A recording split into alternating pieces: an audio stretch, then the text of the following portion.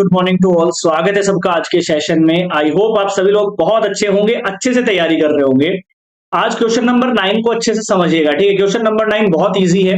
Late A and B to set such that, हमें N A दे रखा है। एन ए का मतलब होता है 3 एलिमेंट है ए वाले सेट में, और एन बी का मतलब 2 का मतलब होता है कि 2 एलिमेंट है बी वाले सेट में। और एक हमें दे रखा है कि x1 y2 z1 are in A cross B. A cross B इसने कुछ ना निकाला होगा, उसके अंदर ये बोल रहा है कि ये जो x1 y2 और z1 ये इसी में कुछ है, और बाकी कुछ और एलिमेंट भी होंगे लेकिन ये इसी में है।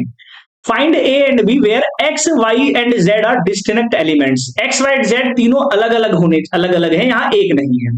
सबसे पहली बात मैंने आपको बहुत बार बताई हुई है, जैसे मैं एक एग्जांपल से समझाता हूं। अगर ये 1 2 3 है, 3 एलिमेंट का मतलब 3 ले लिया मैंने, और ये मेरे पास है 2 और 4, तो जैसे ही मैं एक क्रॉस बी निकालूंगा ना, तो जिसमें भी वो पहला एलिमेंट होगा ना वो सारे ए के ही होंगे, और दूसरे हैं वो बी के होंगे। सिंपल सी बात है।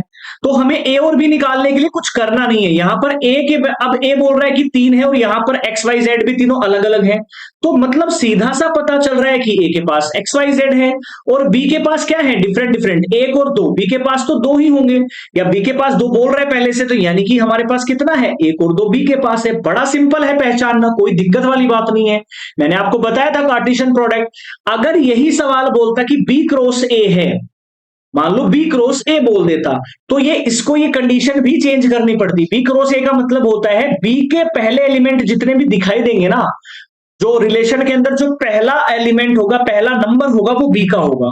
और यहां दे रखा था ए क्रॉस बी, तो ए क्रॉस बी का मतलब है पहला जो भी सब में पहला होगा ना वो होगा हमेशा ए का। और ए के पास 3 है तो 3 एक्स वाई जेड आ गए, बचा कितना, 1 और 2 ही तो बचा, ये 2 इसके पास होंगे। बड़ा सरल सवाल था, हलवा सवाल। क्वेश्चन नंबर 10 देख लीजिए ध्यान से। The Cartesian product of A cross ए। अब देखो ए क्रॉस ए हमारे पास कोई कार्टेशियन प्रोडक्ट है, इसके अंदर क्या बोल रहा है, 9 एलिमेंट्स हैं। अब 9 एलिमेंट्स कब हो सकते हैं, मैंने बोला था मान लो ए के पास में एलिमेंट है 2, ठीक है, 2 और 1 है, और बी के पास में है 1 और 2, दोनों के पास कितने हैं, 2 एलिमेंट्स हैं। तो इनके कार्टेशियन प्रोडक्ट में कितने होंगे, इन एलिमेंट्स का प्रोडक्ट ही तो होता है। तो मतलब 9 कैसे आएगा, 3 गुणा 3, मतलब ए के पास मुझे पता है कि 3 एलिमेंट्स हैं ए के पास, सिंपल सी बात है। अब बोल रहे हैं which are among which are found -1 और 0, और 0 और 1 हमने फाउंड कर लिया है। फाइंड द सेट ए, पहले सेट ए को निकालना है। अब आपको पता है कि मैं अगर ए को ए से ही मल्टीप्लाई कर रहा हूं, मतलब ये वाला भी ए में है, ये वाला भी ए में है, सिंपल सी बात है। और 0 और 1 भी तो ए में ही है, 0 और 1 ए में है, तो सिंपल सी बात आ गई यार, पहला -1 होना ही होना चाहिए, दूसरा 0 भी हमारे पास होना चाहिए, और एक तीसरा बचा हुआ 1 ही होगा। क्यों 1 होगा, क्योंकि मैं ए को ए से ही मल्टीप्लाई कर रहा था। अब जो लास्ट वाले एलिमेंट है वो भी तो ए के ही हैं, तो वो कितने हैं, 0 और 1, तो -1 0 पहले से ही ले चुका हूं, तो तीनों एलिमेंट हो जाएंगे -1 0 और 1।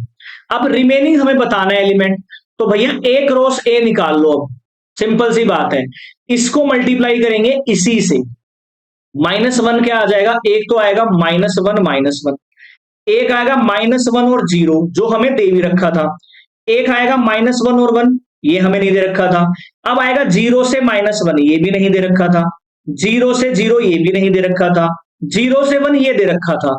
अगला आ जाएगा 1 से -1, 1 से 0 और 1 से 1, तो ये हमारे पास टोटल 9 एलिमेंट्स होंगे। तो मतलब बहुत सिंपल सवाल था, ये एक्सरसाइज पूरी बहुत सिंपल थी।